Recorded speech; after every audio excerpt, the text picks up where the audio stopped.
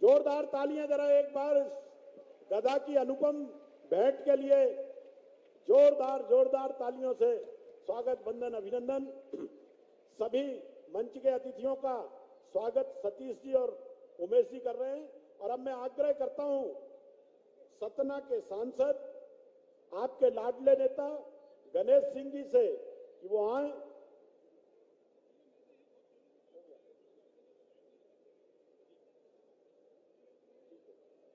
एक बार माननीय राष्ट्रीय अध्यक्ष जी से करबद्ध निवेदन है, माननीय मुख्यमंत्री जी से, प्रदेश अध्यक्ष जी से, संतों को यहीं से प्रणाम करेंगे।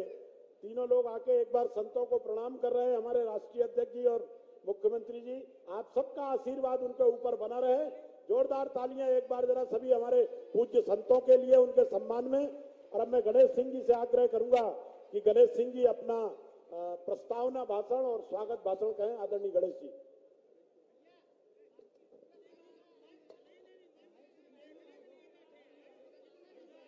भारत माता की एक बार जोरदार तरीके से माननीय राष्ट्रीय अध्यक्ष जी हमारे बीच में है। मैं चाहता हूं एक बार जोरदार तरीके से भारत माता का जयकारा करिए। भारत माता की, भारत माता की जय जय श्री राम, जय जय श्री राम। जनाशीर्वाद यात्रा के आज प्रथम दिवस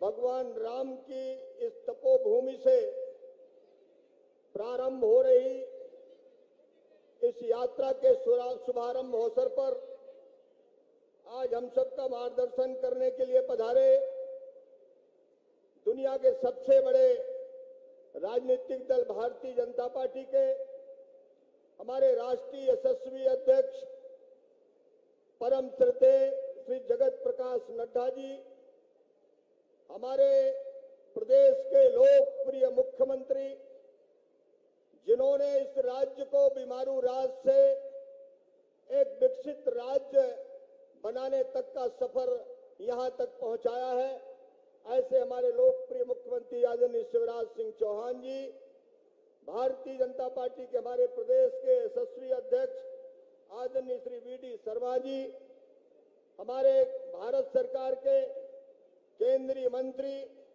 और मध्य प्रदेश के प्रभारी आदरणीय श्री भूपेंद्र यादव जी, हमारे केंद्रीय मंत्री आदरणीय नरेंद्र सिंह तोमर जी, हमारे केंद्रीय मंत्री आदरणीय ज्योतिरादित्य सिंधिया जी, आदरणीय फग्गन सिंह कुलस्ते जी, हमारे संगठन के इस प्रदेश के प्रभारी आदरणीय मुरलीधर राव जी, भारतीय जनता पार्टी के राष्ट्रीय महामंत्री कैलाश विजय वर्गीय जी, हमारे संगठन के राज्य के संगठन महामंत्री आदरणीय हितानंद शर्मा जी, हमारे राज्य के गृह मंत्री आदरणीय नरोत्तम मिश्रा जी, हमारे मंत्री आदरणीय राजेंद्र शुक्ल जी, हमारे मंत्री आदरणीय राम खिलावन पटेल जी, हमारे आदरणीय मंत्री मंच पर विराजमान सभी हमारे आदरणीय मंत्रीगण, सभी संगठन के हमारे नेतागण, पार्टी के सभी पदाधिकारी, यहां पर उपस्थित चित्रकूट क्षेत्र से गांव-गांव से आए हुए हमारे सभी बुजुर्गगण, भाइयों बहनों, हमारे सभी युवा मित्रों, सबसे पहले मैं सभी पूज्य संतों के चरणों में प्रणाम करता हूं और आप सबको एक बार निवेदन करता हूं कि सभी लोग तालियां बजा करके हमारे राष्ट्रीय अध्यक्ष और केंद्रीय नेताओं का तथा प्रदेश के सभी नेताओं का स्वागत करें, तालियां बजा करके। माननीय अध्यक्ष महोदय, ये धरती भगवान राम के वनवास काल की धरती है। 11.5 वर्ष तक भगवान राम यहां पर रहे। ये वो पुनीत धरती है जहां से भगवान राम पुरुषोत्तम, मर्यादा पुरुषोत्तम श्री राम बने थे। ये वो ही धरती है जहां 1857 की लड़ाई में ये बगल का पिंडरा गांव, जहां सैकड़ों लोग शहीद हुए थे, मैं इस पुनीत धरती में आपका यहां पर उपस्थित सभी नागरिकों की तरफ से बहुत बहुत स्वागत और अभिनंदन करता हूं।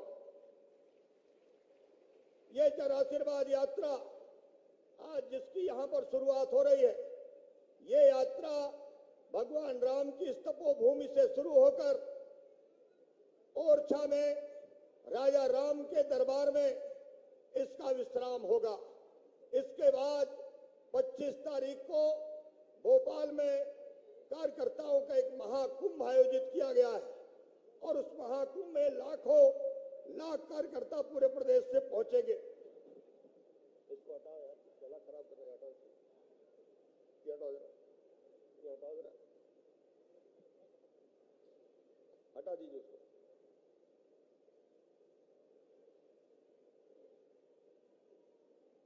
भारतीय जनता पार्टी आज देश में माननीय प्रधानमंत्री आदरणीय नरेंद्र मोदी जी के नेतृत्व में राष्ट्र का चौमुखी विकास कर रही है और मध्य प्रदेश में भारतीय जनता पार्टी माननीय शिवराज सिंह चौहान जी के नेतृत्व में प्रदेश के एक एक कोने में विकास पहुंचाने का काम किया है।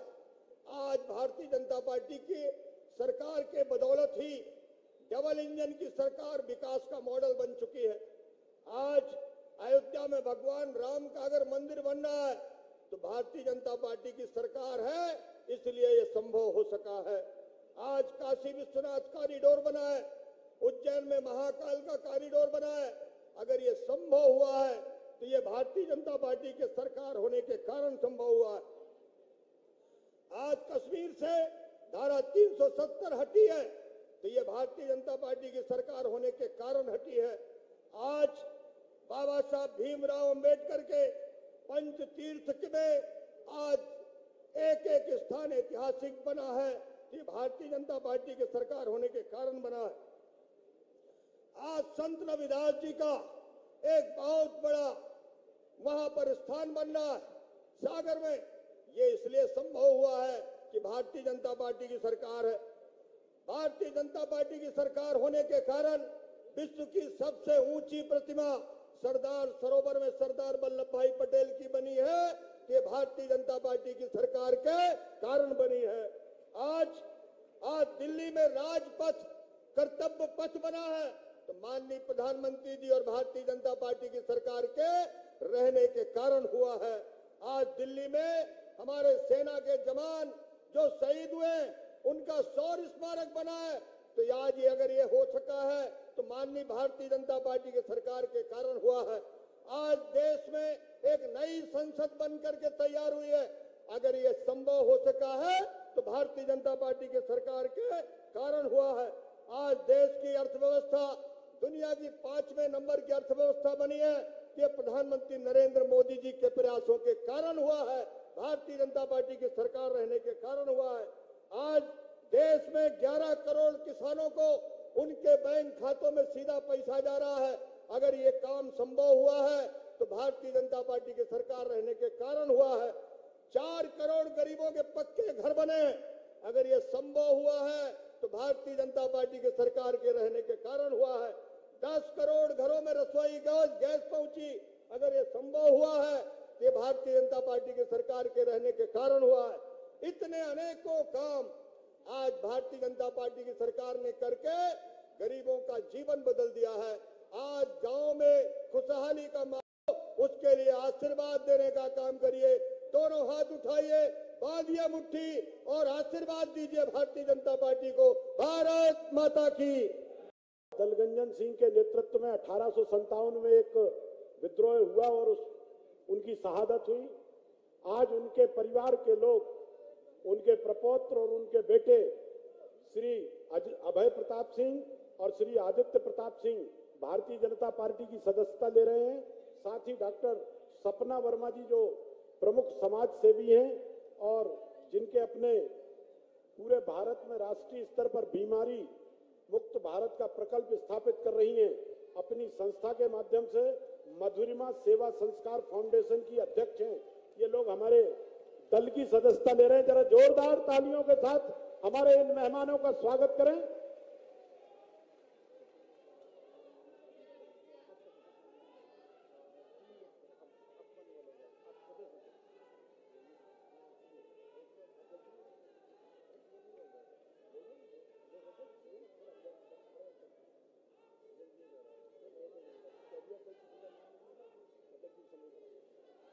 माननीय प्रदेश अध्यक्ष जी, मैं सम्मान के साथ आपको आमंत्रित करता हूं कि आएं और हम सबको अपना उद्बोधन दें।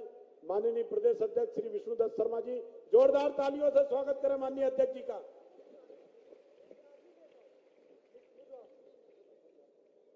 बोलिए भारत माता की। अरे आज दुनिया के सबसे बड़े राजनीतिक दल भारतीय जनता पार्टी के माननीय राष्ट्रीय अध्यक्ष आदरणीय जेपी नड्डा जी पधारे हैं। ये आवाज यहां से जन आशीर्वाद लेने आए हैं। आज यहां से पूरे मध्य प्रदेश के कोने कोने में आवाज पहुंचनी चाहिए इस भगवान राम की, इस पुण्य भूमि कर्म भूमि से, कि आज लोगों को लगे कि माननीय राष्ट्रीय अध्यक्ष जी ने आज विजय का आह्वान इस चित्रकूट से कर दिया है। बोलिए भारत माता की, भारत माता की, भगवान श्री रामचंद्र की। आज हमारे इस ऐतिहासिक कार्यक्रम में भारतीय जनता पार्टी मध्य प्रदेश के 2023 के चुनाव के जन आशीर्वाद यात्रा के शुभारंभ के आज इस कार्यक्रम में इस देश की पवित्र भूमि, भगवान श्री राम की वो पुण्य भूमि, जिन्होंने इस भूमि पर 11 साल 11 महीने और 11 दिन इस भूमि में बिताए हैं, ऐसी इस पुण्य भूमि पर आज जन आशीर्वाद यात्रा में हमारे बीच पधारे भारतीय जनता पार्टी के सम्मानीय राष्ट्रीय अध्यक्ष आदरणीय जेपी नड्डा जी, मध्य प्रदेश के हमारे लोकप्रिय मुख्यमंत्री आदरणीय शिवराज सिंह चौहान जी और मंच पर उपस्थित हमारे संपूर्ण हमारा नेतृत्व मध्य प्रदेश का। और मैं आप आज इस चित्रकूट की पुण्य भूमि पर, इस पावन भूमि पर मैं सभी संतों का, जिनके आशीर्वाद से आज भारतीय जनता पार्टी, माननीय प्रधानमंत्री मोदी जी, आज भारतीय जनता पार्टी का नेतृत्व उनके आशीर्वाद से आगे बढ़ रहा है, मैं उनके चरणों में प्रणाम करके आज आप सब लोगों के बीच मैं चाहता हूं कि जोरदार तालियों से माननीय राष्ट्रीय अध्यक्ष जी का एक बार हम अभिनंदन करें। आज माननीय राष्ट्रीय अध्यक्ष जी हमारे बीच पधारे। आज इस अवसर पर मध्य प्रदेश के 2023 के चुनाव में जो जनता जनार्दन आज इस चित्रकूट की जनसभा में आज जन आशीर्वाद यात्रा के शुभारंभ के अवसर पर आज इतनी बड़ी संख्या में इस क्षेत्र के लोग उपस्थित हैं। मेरे नागरिक भाइयों और बहनों, मेरी जनता जनार्दन, मेरे कार्यकर्ता, आज हम सब लोग माननीय राष्ट्रीय अध्यक्ष जी के नेतृत्व में इस पुण्य भूमि पर आप सबसे आशीर्वाद लेने के लिए भारतीय जनता पार्टी के सम्मानीय राष्ट्रीय अध्यक्ष पधारे हैं। मित्रों, इस मध्य प्रदेश के अंदर भारतीय जनता पार्टी की सरकार ने माननीय प्रधानमंत्री नरेंद्र मोदी जी के नेतृत्व में और हमारे मुख्यमंत्री शिवराज सिंह चौहान के नेतृत्व में जो 2003 का मध्य प्रदेश था, ये कांग्रेस के मिस्टर बंटा ढार और दुरावस्था का दौर इस मध्य प्रदेश के अंदर था। भारतीय जनता पार्टी की सरकार ने इस मध्य प्रदेश को विकसित मध्य प्रदेश बनाने का काम किया। विकास के आज चारों तरफ हम देखते हैं कि पूरे मध्य प्रदेश के कोने कोने में आज विकास और गरीब कल्याण माननीय प्रधानमंत्री मोदी जी के नेतृत्व में, माननीय मुख्यमंत्री शिवराज सिंह चौहान के नेतृत्व में और मंच पर बैठा हुआ जो हमारे सम्मानीय सांसद विधायक सभी हमारा नेतृत्व यहां पर बैठा है, उन सबके नेतृत्व में आप सबके आशीर्वाद से हर गरीब के जीवन को बदलने का काम भारतीय जनता पार्टी की सरकार कर रही है। मैं आज इस सभा में कहना चाहता हूं कि जो कुछ करते हैं, माननीय प्रधानमंत्री कहते हैं हमने जो किया है केवल वादे और नारे नहीं दिए, गरीब कल्याण के लिए, जनता के विकास के लिए, जनता के जीवन में खुशहाली लाने के लिए आज मध्य प्रदेश के कोने कोने में जो अकाउंटेबिलिटी के साथ जो किया है उसको लेकर के भारतीय जनता पार्टी का नेतृत्व जन आशीर्वाद लेकर के यहां से निकलेगा। और उसका आशीर्वाद लेने के लिए हमारे राष्ट्रीय अध्यक्ष जी जो दुनिया के सबसे बड़े दल के नेता हैं और हमारे मुख्यमंत्री शिवराज सिंह चौहान जिन्होंने मध्य प्रदेश के अंदर एक एक गांव और गरीब के अंदर जनता जनार्दन के साथ संवेदनशीलता के साथ काम किया है। हमें संतों का आशीर्वाद है पूरे मध्य प्रदेश के अंदर। और ये जो भूमि है ये भूमि तो संकल्प की भूमि है। भगवान श्री राम ने संकल्प लेकर के कि दुराचारी और आताताई शक्तियों का, राक्षसी शक्तियों का कैसे इस देश के अंदर अंत होगा, ये संकल्प भगवान श्री राम ने यहां से लिया था। और आज हम सब लोगों को आशीर्वाद है। मुझे इस बात का गर्व है, हम सौभाग्यशाली हैं कि आज ये जन आशीर्वाद की शुरुआत भगवान श्री राम की इस पुण्य भूमि से, इस संकल्प भूमि से हो रहा है। इसलिए हम सब लोग मिलकर के आज यहाँ पर संकल्प लेंगे माननीय राष्ट्रीय अध्यक्ष जी के समक्ष कि आगामी आने वाले 2023 के चुनाव में जन आशीर्वाद के माध्यम से जनता जनार्दन का आशीर्वाद लेकर निकलेंगे। 5 यात्राएं निकलेंगी। आज माननीय राष्ट्रीय अध्यक्ष जी संबोधित करेंगे। हमको आशीर्वाद हमारे कार्यकर्ताओं को तो देंगे ही, जनता जनार्दन से आशीर्वाद मांगने के लिए आए हैं। 5 तारीख को माननीय गृह मंत्री अमित शाह जी आएंगे। वो मंडला और श्योपुर से जन आशीर्वाद का शुभारंभ करेंगे। 4 तारीख को माननीय रक्षा मंत्री हमारे राजनाथ सिंह जी आएंगे और 6 तारीख को नितिन गडकरी जी आएंगे। पूरे मध्य प्रदेश के अंदर जनता का आशीर्वाद लेने के लिए पहुंचेंगे। मैं आज सब लोगों को, आपको इस बात के लिए धन्यवाद देते हुए कि जो जनता जनार्दन आज यहाँ पर उपस्थित है, आप सब भारतीय जनता पार्टी को आशीर्वाद देंगे। जो विकास और गरीब कल्याण जो एक सबसे बड़ा आधार भारतीय जनता पार्टी का है, हमारे संतों के आशीर्वाद के साथ, जनता के आशीर्वाद से हम आगे बढ़ करके मैं राष्ट्रीय अध्यक्ष जी का मध्य प्रदेश की इस पुण्य भूमि पर बहुत स्वागत करता हूं। बहुत बहुत अभिनंदन। जय हिंद, जय भारत। बोलिए भारत माता की। भारतीय जनता पार्टी जिंदाबाद। नरेंद्र मोदी जिंदाबाद। बहुत बहुत धन्यवाद। धन्यवाद अध्यक्ष जी, आप हमारे शुभंकर हैं। और अब मैं पूरे सम्मान के साथ मध्य प्रदेश के लाडले मुख्यमंत्री आदरणीय शिवराज सिंह चौहान जी को आमंत्रित करूंगा। जरा जोरदार तालियों के साथ माननीय मुख्यमंत्री जी को आमंत्रित कर रहा हूं कि वो आए और हम सबको अपना उद्बोधन दें। आदरणीय मुख्यमंत्री जी।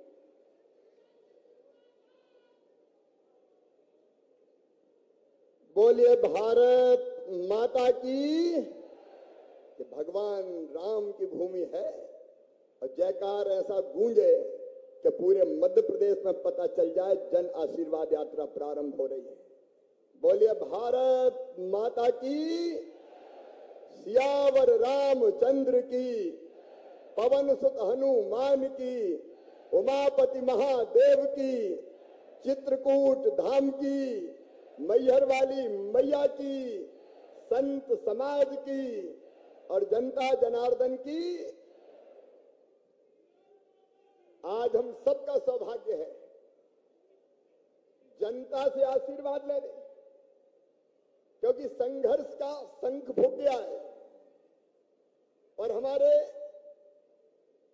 राष्ट्रीय अध्यक्ष आज आपसे भारतीय जनता पार्टी के लिए आशीर्वाद मांगने आए हैं। दुनिया की सबसे बड़ी पार्टी भारतीय जनता पार्टी के राष्ट्रीय अध्यक्ष, हमारे मार्गदर्शक और एक आइडियल नेता आदरणीय श्रीमान जेपी नड्डा जी, एक बार फिर दोनों हाथ ऊपर उठा के तालियां बजा के स्वागत कीजिए नड्डा जी का, अभिनंदन कीजिए नड्डा जी का। मैं मध्य प्रदेश की धरती पर नड्डा जी आपका मध्य प्रदेश की जनता की ओर से हृदय से स्वागत करता हूं, अभिनंदन करता हूं। भारतीय जनता पार्टी के प्रदेश के अध्यक्ष आदरणीय वीडी शर्मा जी, आदरणीय मुरलीधर जी, आदरणीय भूपेंद्र यादव जी, हमारे चुनाव समिति के प्रबंधक आदरणीय नरेंद्र सिंह जी, केंद्रीय मंत्रीगण आदरणीय ज्योतिरादित्य सिंधिया जी, हमारे कैलाश विजयवर्गीय जी, नरोत्तम जी, राजेंद्र जी, आदरणीय हितानंद जी, अब चूंकि भरा पूरा मंच है, हमारे सांसद भाई गणेश सिंह जी, हमारे इस क्षेत्र के उम्मीदवार भाई सुरेंद्र सिंह गहरवार जी, ताली बजा के उनको भी आशीर्वाद दे दीजिए, क्योंकि यहाँ तो उम्मीदवार घोषित है हमारे। और मैं राम खिलावन जी हमारे मंत्री, हमारे सारे आदरणीय विधायकगण, सांसदगण, पदाधिकारीगण और यहाँ उपस्थित हमारे संतगण यहाँ बैठे हैं। आत्मनो मोक्षार्थ जगत हिताय च। राम जी की बड़ी कृपा है हम पे, क्योंकि बिना राम की कृपा के संतों का संग नहीं मिलता। बिन सत्संग विवेक न होई, राम कृपा बिन सुलभ न सोई। आपके चरणों में बारंबार प्रणाम। आप भी दोनों हाथ उठा के आशीर्वाद भारतीय जनता पार्टी को दीजिए, ताकि क्षेत्र का विकास और जनता के कल्याण का काम हम करते रहें। मेरे बहनों और भाइयों, मैं आप सबको दोनों हाथ छोड़ के प्रणाम करता हूँ। बिंद की जनता को प्रणाम करता हूँ। आपका आशीर्वाद हमेशा से भारतीय जनता पार्टी को मिला है। आपने 2003 में आशीर्वाद दिया, आपने 2008 में आशीर्वाद दिया, आपने 2013 में भाजपा को आशीर्वाद दिया और 18 में भी बिंद ने भरपूर भारतीय जनता पार्टी को आशीर्वाद दिया था। मेरे बहनों और भाइयों, आपका भरपूर आशीर्वाद मिला था। मैं आभारी हूं आपका, और मुझे पूरा विश्वास है एक बार फिर भारतीय जनता पार्टी की सरकार बनाने के लिए फिर आपका भरपूर आशीर्वाद मिलेगा। बोलिए सबका आशीर्वाद मिलेगा, तो बोलिए भारत माता की। आपके आशीर्वाद की अधिकारी है भारतीय जनता पार्टी। एक तरफ श्रीमान नरेंद्र मोदी जी के नेतृत्व में दुनिया के अद्भुत नेता, अद्वितीय नेता, और कहते हुए गर्व होता है कि प्रधानमंत्री नरेंद्र मोदी जी केवल भारत के नेता नहीं है, आज पूरी दुनिया के नेता नरेंद्र मोदी जी हैं। जमघट लग रहा है दिल्ली में विश्व के नेताओं का। हमें गर्व होता है कि प्रधानमंत्री जी के नेतृत्व में हमारा देश निरंतर आगे बढ़ रहा है। और चित्रकूट वासियों, मजगवा वालों, जरा ईमानदारी से बताना, दिल पे हाथ रख के बताना, कांग्रेस और भारतीय जनता पार्टी की सरकार का अंतर। आज मैं आपसे पूछ रहा हूं, बताओ जितने विकास के काम भारतीय जनता पार्टी की सरकार ने किए, कभी कांग्रेस ने किए थे क्या? जोर से बताओ, किए थे क्या? काम बोलता है, सड़कें देख लो। और मजगवा वालों, अरे ये भारतीय जनता पार्टी है। दौरी सागर बांध, आपकी मांग थी कि इस इलाके में भी खेतों में सिंचाई होनी चाहिए। 227 करोड़ रुपए की लागत का दौरी सागर बांध भूमि पूजन में नहीं कर पाया, लेकिन अब निर्माण का काम प्रारंभ कर रहे हैं। ये दौरी सागर बनेगा। दौरी सागर पे तो जरा जोर से ताली हो जाए।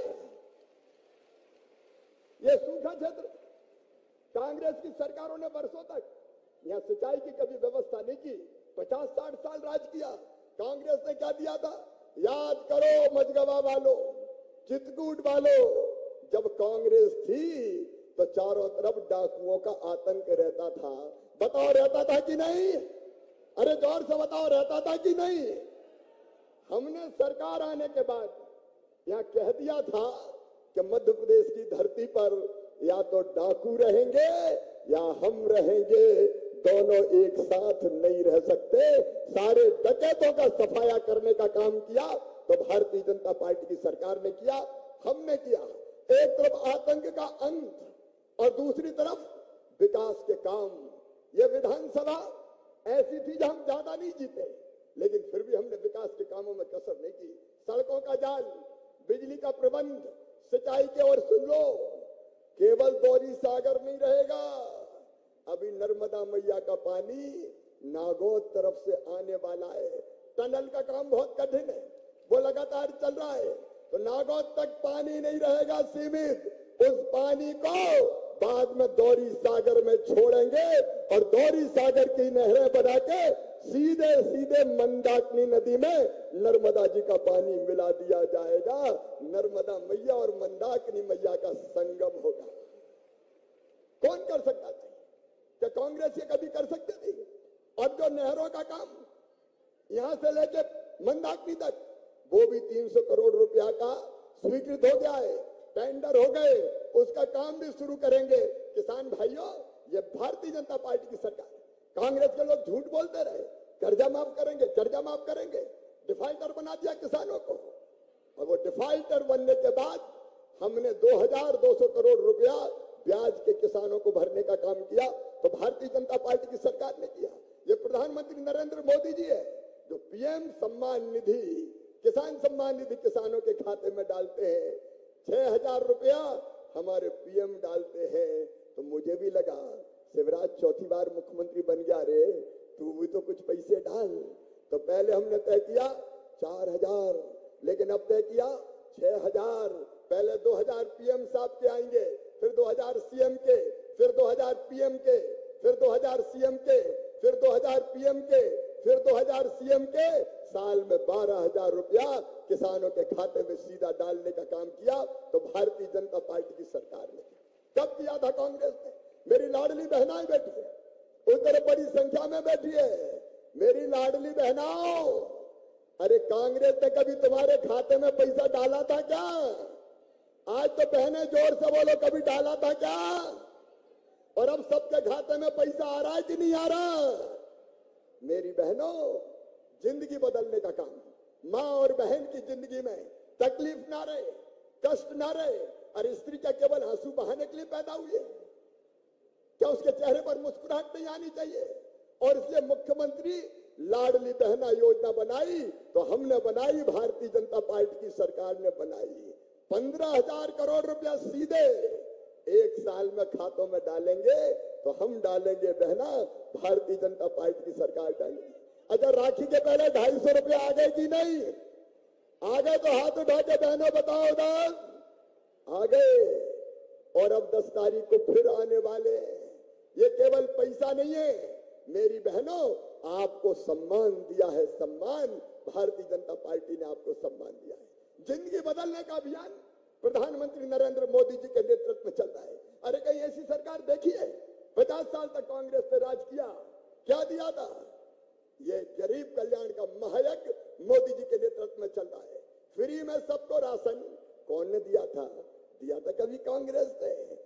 अरे दिया था कभी कांग्रेस ने? तो जोर से बोल के बताओ, दिया था? कब दिया कांग्रेस ने? गरीबों के मकान बन जाए। कई जगह गरीब के पास रहने की जमीन का टुकड़ा छोटा पड़ गया था, क्योंकि परिवार बढ़ गया था। और फिर हमने तय किया मुख्यमंत्री भू आवासीय अधिकार योजना बना के कि हर गरीब जिसके पास रहने की जमीन का टुकड़ा नहीं है, उसको फ्री में पट्टा देके रहने की जमीन का मालिक बनाएंगे। कोई बिना जमीन के नहीं रहेगा। मध्य प्रदेश की धरती पर कोई बिना जमीन के नहीं रहेगा। फिर उस जमीन पर मकान, प्रधानमंत्री आवास योजना के 1 लाख से ज्यादा मकान बने हैं, तो सतना जिले की धरती पर बने हैं। लेकिन कुछ बहनें अभी भी कहती है हमारा नाम नहीं है, हमारा नाम नहीं है। तो चिंता मत करना मेरी बहनों, जो छूट गए हैं उनका भी सर्वे करके और उनका भी पक्का मकान बनवाया जाएगा। कोई गरीब मकान से वंचित नहीं रहेगा। बोलो, सबका मकान बनना चाहिए कि नहीं? ये भारतीय जनता पार्टी की सरकार है। जनता की जिंदगी बदलती है। झूठे बातें नहीं करते। बेटा बेटियों की पढ़ाई का इंतजाम, उसके विस्तार में मैं नहीं जा रहा। अभी अभी जिन बच्चों ने अच्छे नंबर लाए हायर सेकेंडरी में, उनको स्कूटी देना हो, लैपटॉप देना हो। और मेरी बहनाओं, ये याद रखना, ये कई योजना कांग्रेस ने बंद कर दी थी। जब कमलनाथ आए तो लैपटॉप की योजना बंद, साइकिल देने की योजना बंद, बहनों के खाते में बेटा बेटी को जन्म देने के पहले 4000 डालते थे वो बंद, जन्म के बाद 12000 डालते थे वो बंद, बेटियों की शादी की योजना बंद। और तो और बुजुर्गों, तीर्थ यात्रा तक बेईमान कांग्रेस ने बंद कर दी थी। बुजुर्गों की तीर्थ यात्रा, क्या बिगाड़ा था तुम्हारा बुजुर्गों ने? कमलनाथ तीर्थ यात्रा तक बंद कर दी। अब हमने फिर तीर्थ यात्रा चालू कर दी है। लेकिन बुजुर्गों, अब केवल रेल से नहीं, अब बुजुर्गों को हवाई जहाज से भी तीर्थ यात्रा करवा रहे हैं। हवाई जहाज से। अरे गरीबों को भी हवाई जहाज में बैठना चाहिए कि नहीं? सारी योजना बंद कर दी। आज मैं नड्डा जी के सामने बताना चाहता हूं, प्रधानमंत्री जी संपूर्ण कल्याण कर रहे थे, लेकिन पीएम आवास के मकान कमलनाथ जी आपने लौटा दिए। गरीबों के साथ अन्याय। जल जीवन मिशन के अंतर्गत अब गांव-गांव में पीने का पानी जा रहा है। कमलनाथ, तुमने तो जल जीवन मिशन शुरू नहीं करके जनता को धोखा दिया, जनता के साथ बेईमानी की और किसान सम्मान निधि का सूची नहीं भेजी पीएम के पास। किसानों को तुमने वंचित करने का पाप किया है। आज मैं लंबी बात नहीं करूंगा मेरे बहनों और भाइयों, आज तो मैं निवेदन करने आ रहा हूं। आज निवेदन करने आया हूं कि अगर हमारा काम अच्छा और सच्चा है, और एक बात और याद रखना, अंत में 1 महीने से पानी नहीं गिरा है, किसान संकट में है। हम भरसक प्रयास करेंगे। किसान भाइयों, चिंता मत करना। वैसे तो भगवान की कृपा बरसेगी, पानी आएगा, लेकिन अगर संकट भी आया तो मैं आपको कह रहा हूं, चिंता मत करना। मोदी जी के आशीर्वाद से इस संकट के पार निकाल ले जाएंगे आपको, कोई चिंता मत करना।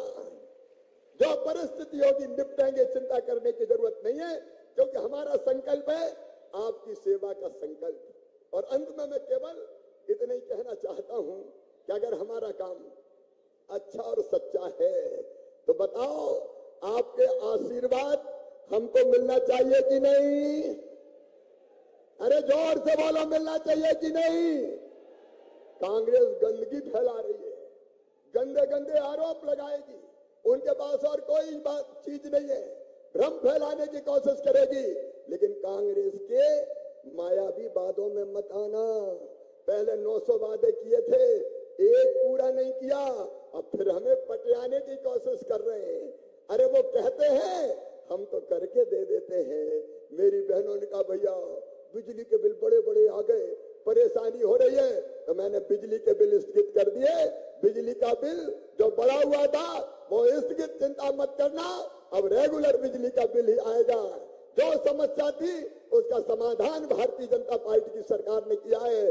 और इसलिए आज मैं प्रार्थना करता हूं, दोनों हाथ जोड़ के, आपका आशीर्वाद हमें चाहिए, भारतीय जनता पार्टी को चाहिए। एक बार फिर भारतीय जनता पार्टी को जिताइए, कमल के फूल की बटन दबाइए, ताकि प्रधानमंत्री जी के नेतृत्व में हम आपकी फिर बेहतर सेवा कर सके। बोलिए सबका आशीर्वाद मिलेगा, जोर से सबका आशीर्वाद मिलेगा। तो उठाइए दोनों हाथ, बांधिए दोनों मुट्ठी और आशीर्वाद दीजिए भारत माता की जय बोल के। बोलिए भारत माता की, सियावर रामचंद्र की, पवन सुत हनुमान की, उमापति महादेव की, भारत माता की, हर हर महादेव। बहुत बहुत धन्यवाद। धन्यवाद मध्य प्रदेश के जननायक मुख्यमंत्री शिवराज सिंह जी। माननीय राष्ट्रीय अध्यक्ष जी, ये धरती भगवान राम की तपोभूमि है और यहाँ भगवान राम ने संकल्प लिया था कि निश्चरहीन करहूं वही, भुज उठाए प्रण कीन, और सभी ऋषि के आश्रम जाए जाए सुख दीन। मैं मर्यादा के निष्कलंक जीवन के साथ राजनीति करने वाले मर्यादा पुरुष आदरणीय नड्डा जी को, राष्ट्रीय अध्यक्ष भारतीय जनता पार्टी को आमंत्रित करूंगा कि वो आए और हम सबका मार्गदर्शन करें। जोरदार तालियों के साथ हमारे राष्ट्रीय नेता का हम स्वागत करेंगे, माननीय नड्डा जी।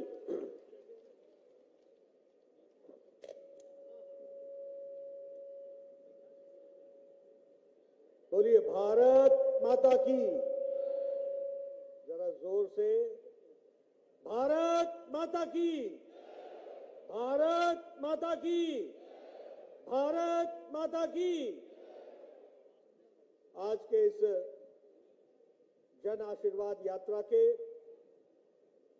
प्रारंभिक कार्यक्रम में मंच पर उपस्थित हमारे मध्य प्रदेश के यशस्वी मुख्यमंत्री सम्मानीय शिवराज सिंह चौहान जी, हमारे प्रदेश के जुझारू अध्यक्ष श्री वी.डी. शर्मा जी,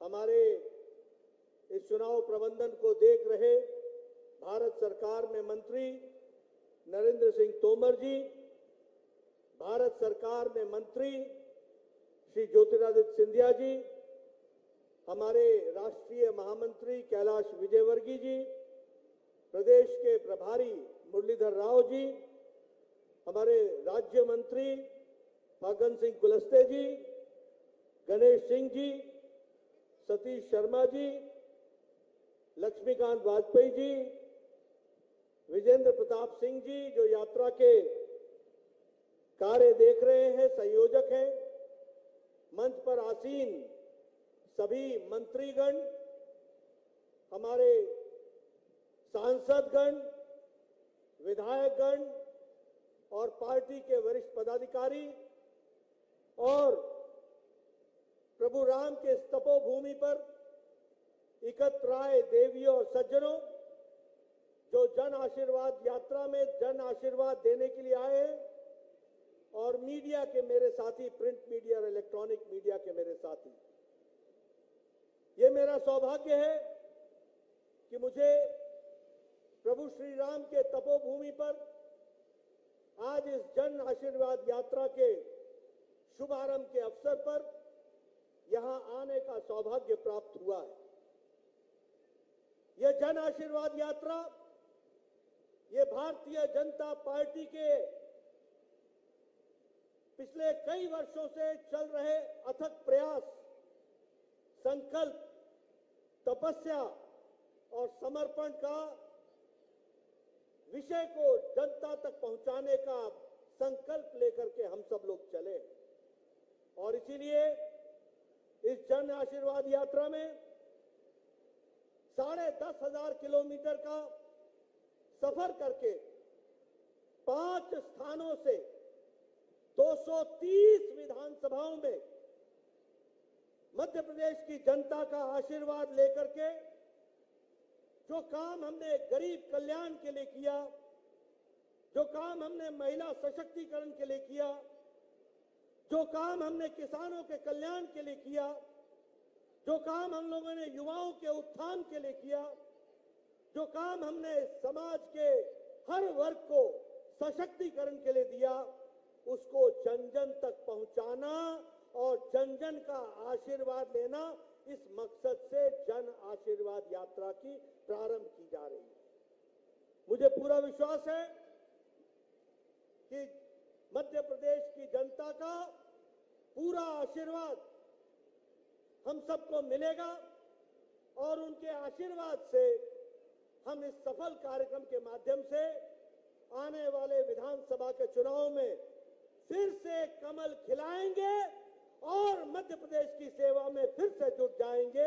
यह भी मैं आपको बताना चाहता हूं।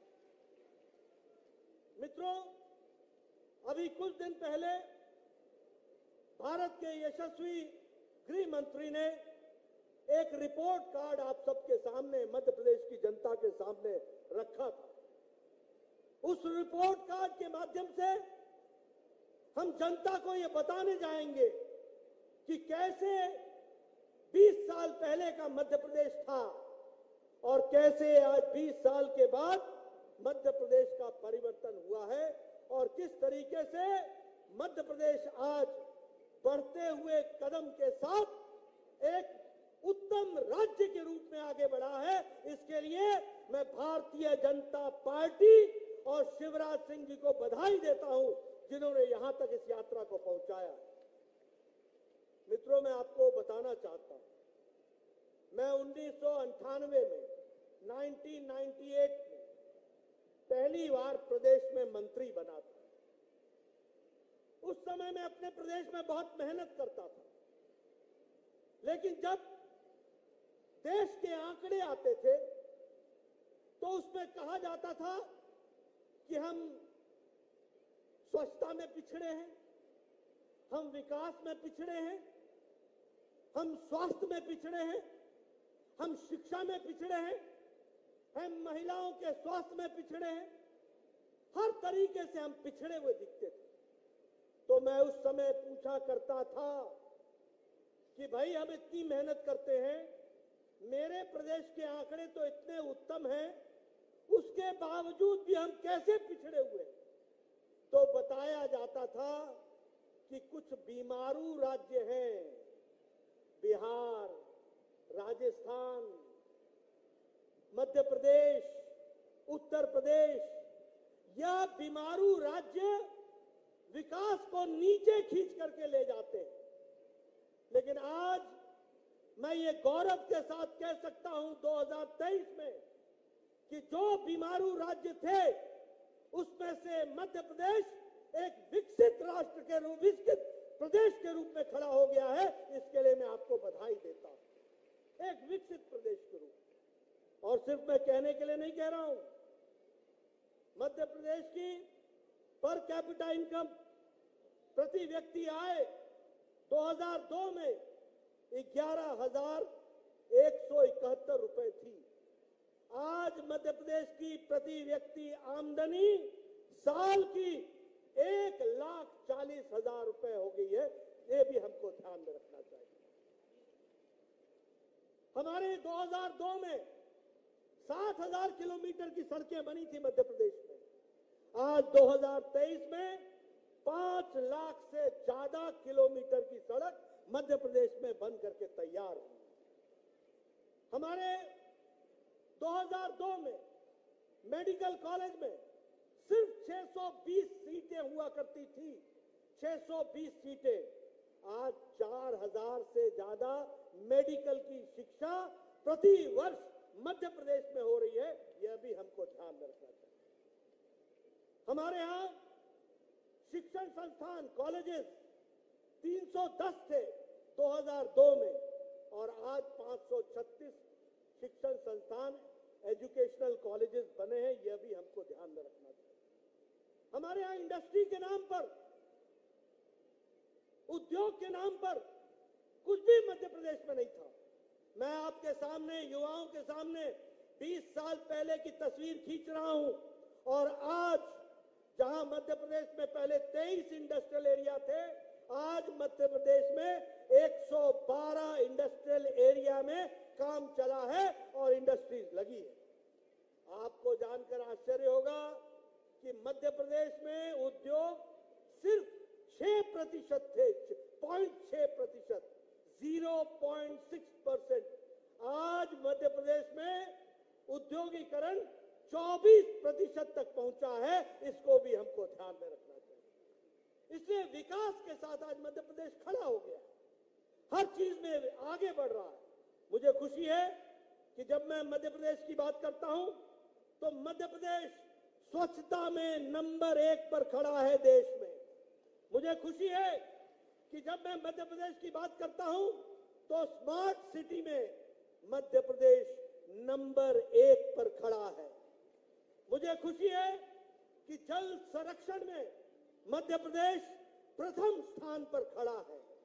मुझे खुशी है कि प्रधानमंत्री स्वामित्व योजना में भी मध्य प्रदेश ने नंबर 1 की बाजी मारी है और नंबर 1 पर खड़ा है। मुझे खुशी है कि प्रधानमंत्री मातृत्व वंदना योजना में महिलाओं के सशक्तिकरण में प्रसूति से लेकर के हर तरीके के बच्चों के विकास के लिए जो कार्यक्रम चलाए गए हैं, उसमें भी मध्य प्रदेश नंबर 1 पर खड़ा है। इस बात को भी हमको ध्यान में रखना चाहिए। प्रधानमंत्री स्वनिधि योजना में भी मध्य प्रदेश नंबर 1 पर है, और प्रधानमंत्री आवास योजना में भी मध्य प्रदेश नंबर 1 पर खड़ा है। यह भी हमको याद रखना चाहिए। और प्रधानमंत्री आवास योजना में मध्य प्रदेश नंबर 1 पर खड़ा है, जबकि कमलनाथ ने इस आवास योजना को अपने शासन के समय में डिरेल करने में कोई कसर नहीं छोड़ी थी। कमलनाथ ने आवास योजना की लिस्ट दिल्ली पहुंचने ही नहीं दी थी।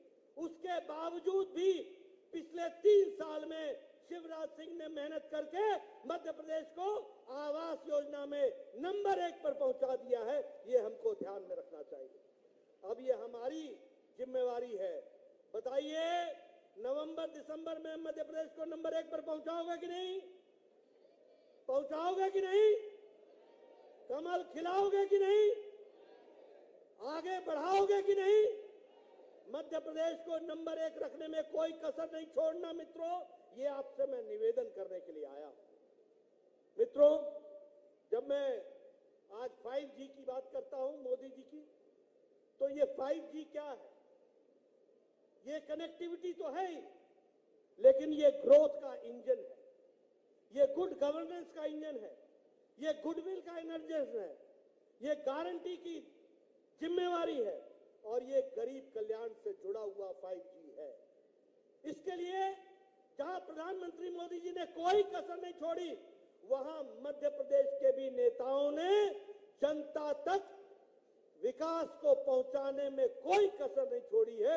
यह भी आपके सामने मैं कहना चाहता हूं। मित्रों, हम लोग समर्पित हैं, संकल्पित हैं। किस बात के लिए? गांव, गरीब, वंचित, पीड़ित, शोषित, दलित, महिला, युवा, किसान, इनकी तस्वीर और तकदीर बदलने के लिए हम संकल्पित हैं। और हमारी तमाम योजनाएं, अगर हम बात करें प्रधानमंत्री आवास योजना की, अगर हम बात करें प्रधानमंत्री गरीब कल्याण अन्न योजना की, आज गरीब कल्याण अन्न योजना के कारण 13 करोड़ 50 लाख 13.5 करोड़ लोग आज गरीबी की रेखा से निकल करके मध्य वर्ग में पहुंच गए हैं। ये भारत की बदलती तस्वीर है।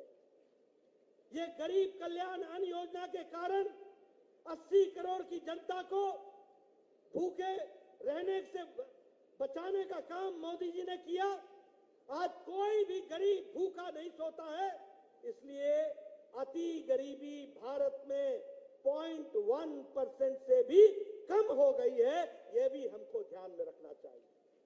अगर हम बात करें उज्ज्वला योजना की, तो जहां 9.5 करोड़ हमारे गरीब बहनों को गैस का सिलेंडर दिया गया, चूल्हा दिया गया, वहीं अभी राखी के अवसर पर पहले 200 रुपए का छूट और फिर से 200 रुपए की छूट देने का काम हमारी सरकार ने किया और बहनों को एक तरीके से उनको तोहफा देने का और उनको बहनों को याद करने का काम किया है। मित्रों, अगर मैं विकास की बात करूं तो आज भारत 11वें नंबर से आर्थिक व्यवस्था में छलांग लगा करके 5वें नंबर पर खड़ा हो गया है। और मित्रों, आपने 2023 के दिसंबर में मध्य प्रदेश में आशीर्वाद देना और 2024 के मई में मोदी जी को आप फिर से आशीर्वाद देंगे और भारत दुनिया की तीसरी आर्थिक महाशक्ति बन करके आएगा। ये हमारी गारंटी, ये प्रधानमंत्री जी की गारंटी है।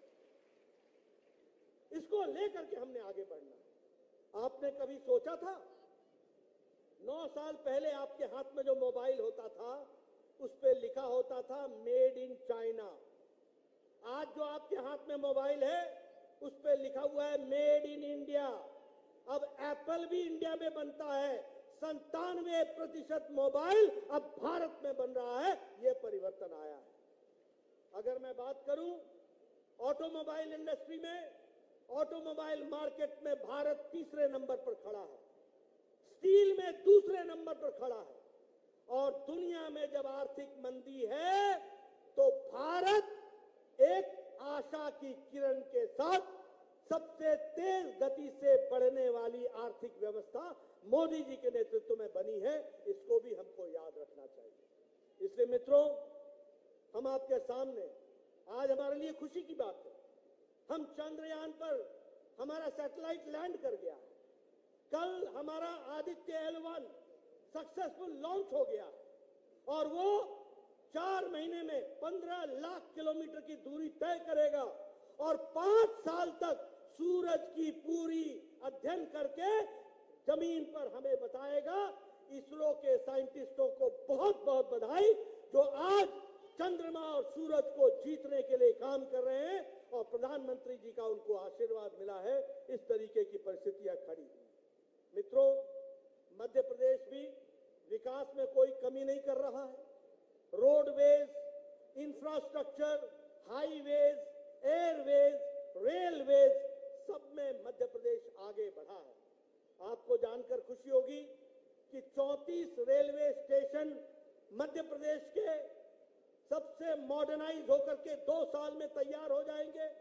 और आपको मालूम है कि प्रधानमंत्री जी ने इसका शिलान्यास कुछ ही दिन पहले किया है, यह भी हम सबको मालूम है। अगर मैं बात करूं हमारे हाईवेज की, तो 33,000 करोड़ रुपए सिर्फ हाईवेज पर खर्च हुआ है। और चंबल का एक्सप्रेस हाईवे, उस पर 8,000 करोड़ रुपए खर्च हो रहा है। नर्मदा के एक्सप्रेस हाईवे पर लगभग 31,000 करोड़ रुपए खर्च हो रहा है। उसी तरीके से इंदौर से भोपाल तक मेट्रो के लिए 710 करोड़ रुपए खर्च हो रहे हैं। यह है विकास की कहानी, यह है विकास को आगे बढ़ाने की कहानी। बताइए, ऐसे जन आशीर्वाद यात्रा को आपका आशीर्वाद मिलेगा कि नहीं मिलेगा? मध्य प्रदेश की जनता का आशीर्वाद आप हासिल करेंगे कि नहीं करेंगे? अगर आप करेंगे तो जिन बातों के लिए शिवराज जी ने कहा, लाडली लक्ष्मी योजना, बालिकाओं का सशक्तिकरण, लाडली बहना योजना, महिलाओं का सशक्तिकरण, समाज को विकसित करने का रास्ता, इसको आप आगे बढ़ाएंगे, ऐसा मेरा विश्वास है। ये मैं आपके सामने कहना चाहता हूं। मुझे खुशी है कि आज 14 मेडिकल कॉलेज, नए मेडिकल कॉलेज प्रधानमंत्री मोदी जी ने दिए।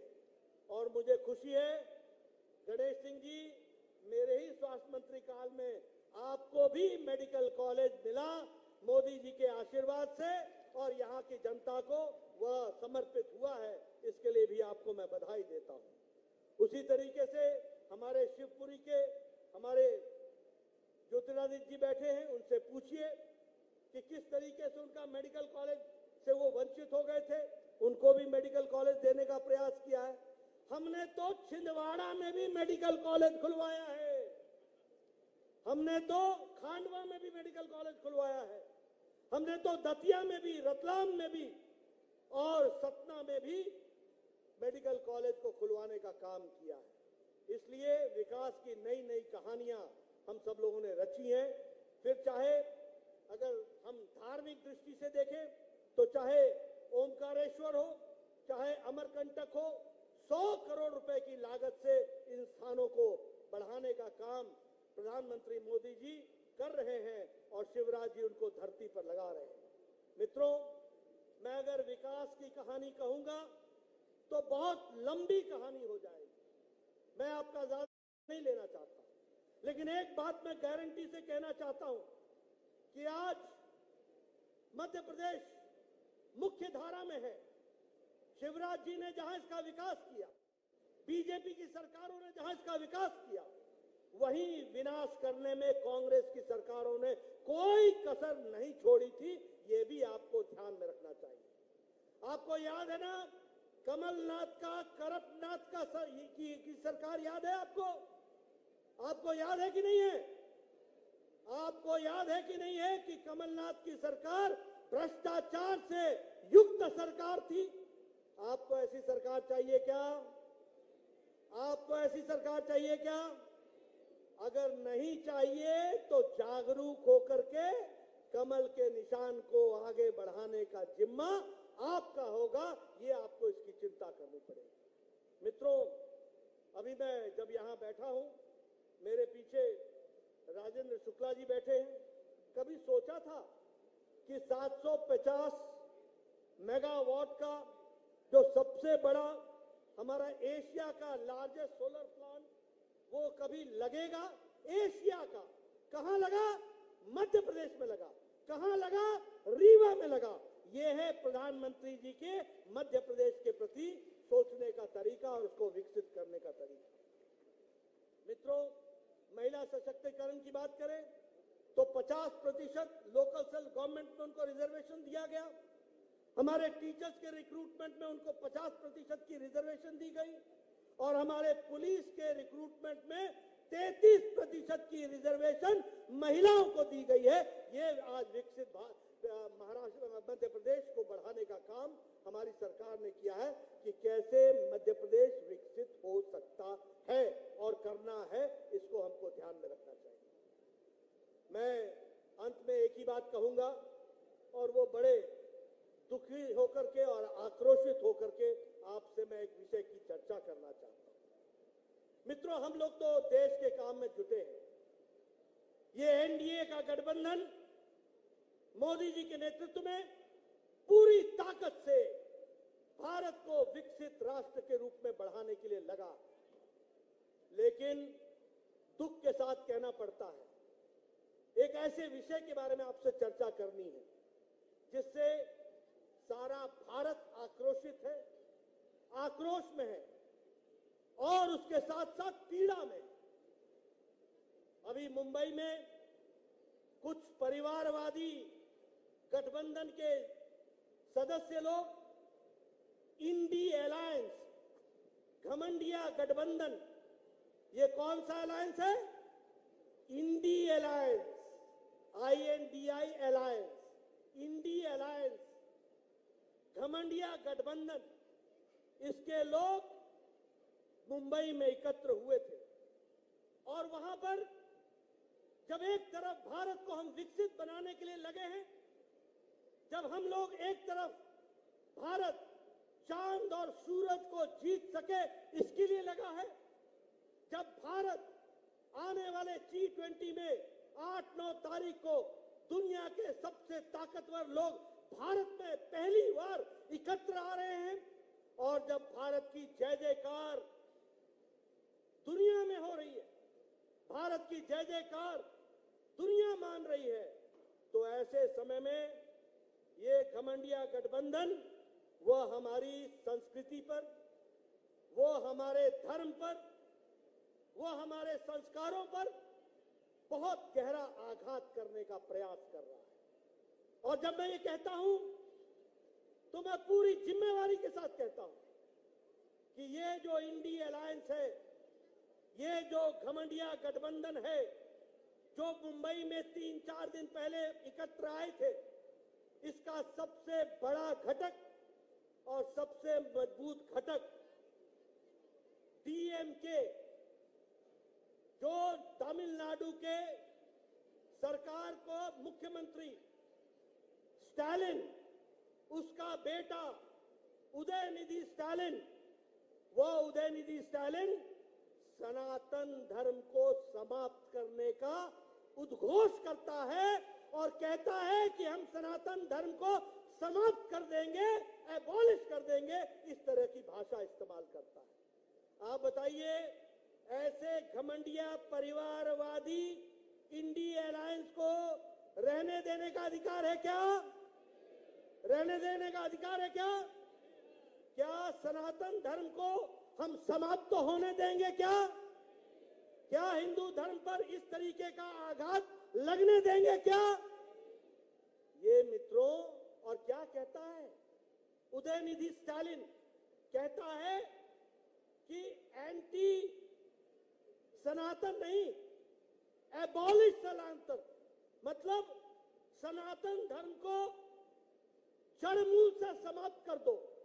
जिस प्रकार उदाहरण क्या देता है सुन लो, उदाहरण देता है कि जैसे मच्छर, जैसे मलेरिया, जैसे डेंगू, जैसे कोरोना, इसको हम समाप्त करते हैं, वैसे ही सनातन धर्म को समाप्त कर दो। यह है परिवारवादी घमंडिया गठबंधन का घमंड, और वो इस तरीके की बेतुकी बातें कहने में कोई गुरेज नहीं करते, कोई गुरेज नहीं करते। आप बोलिए, उदयनिधि स्टालिन ने जो ये बात कही है, ये कब कही? ये तब कही जब 3 दिन पहले मुंबई में बैठकर ये गलबाइयां करके अपनी रणनीति तैयार कर रहे थे। क्या यही रणनीति तैयार हुई है? क्या इंडी अलायंस का, क्या घमंडिया गठबंधन का ये सोचा समझा राजनीतिक रणनीति है क्या कि सनातन धर्म को समाप्त करो, हिंदू धर्म को समाप्त करो? और मैं पूछना चाहता हूं राहुल गांधी से कि राहुल गांधी, ये जो आपने मोहब्बत की दुकान चलाई, ये मोहब्बत की दुकान में हिंदू धर्म और सनातन की नफरत का सामान कहां बिक रहा है? ये नफरत का सामान कैसे बिक रहा है और ये हिंदू विरोधी, सनातन विरोधी जहर आप जो वहां पर पैदा कर रहे हैं, यही क्या आपकी मोहब्बत की दुकान है? मैं ये इंडी अलायंस और घमंडिया गठबंधन से सवाल पूछना चाहता हूं। पहला सवाल, मुझे जवाब चाहिए और देश को जवाब चाहिए कि जो उदयनिधि स्टालिन ने कहा है वो इंडी अलायंस का और घमंडिया गठबंधन का रणनीति का, राजनीति का हिस्सा है। क्या वह रणनीति बनी है और क्या आपने मुंबई में यह रणनीति बना करके आप उतरे हैं?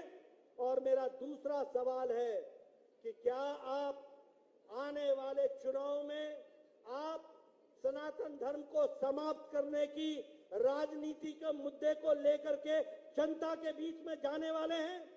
अगर आप जाने वाले हैं और अगर नहीं, आपने तय किया है कि कुछ भी भारत से जुड़ा हुआ हो, भारत की संस्कृति, भारत का संस्कार, भारत का सनातन धर्म, भारत की सोच, भारत का गौरव इतिहास, इससे आपका कोई लगाव नहीं है और आपकी मोहब्बत की दुकान नफरत फैलाने वाला कार्य कर रहा है, यह बात स्पष्ट हो जाती है।